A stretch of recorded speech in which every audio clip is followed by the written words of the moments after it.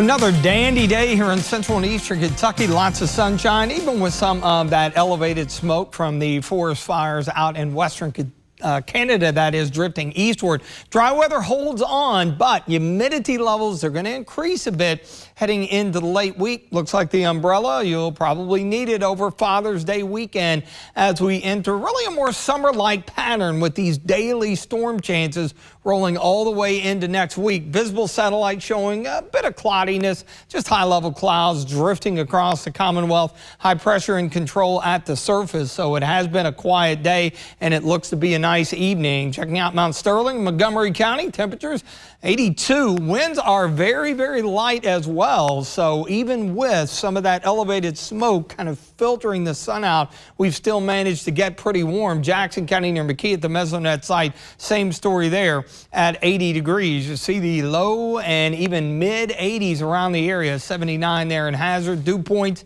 upper 50s, low 60s.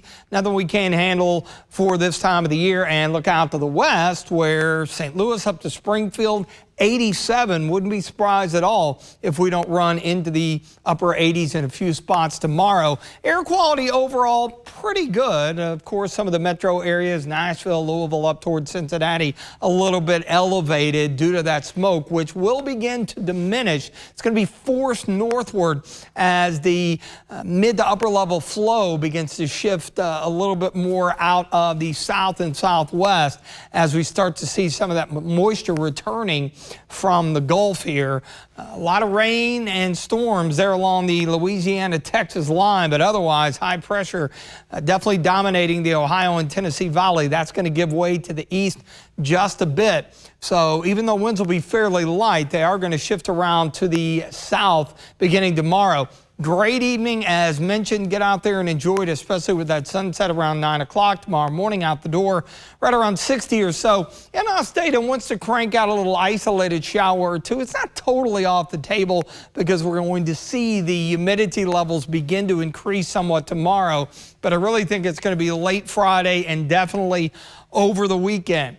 Not looking at a washout on any particular day. It's just the pattern that we are entering into isn't favorable for it to be overly dry for any extended period of time. 85 on Friday with a late storm or two, and then with some mid to upper level energy, area of low pressure off to our northwest, and that flow of moisture coming up from the Gulf. A little better chance for organized rain and storms getting into Saturday and through Father's Day weekend. Again, it's not going to be an all-day rain, and a lot of this may be driven by the mid to late afternoon and early evening warmth, maybe backing off just a touch through the overnight hours and during the morning, and then kind of firing up each day. Of course, with that scenario, you get maybe an isolated strong storm or two and some localized heavier rain, which could create a few minor flooding issues, but nothing widespread.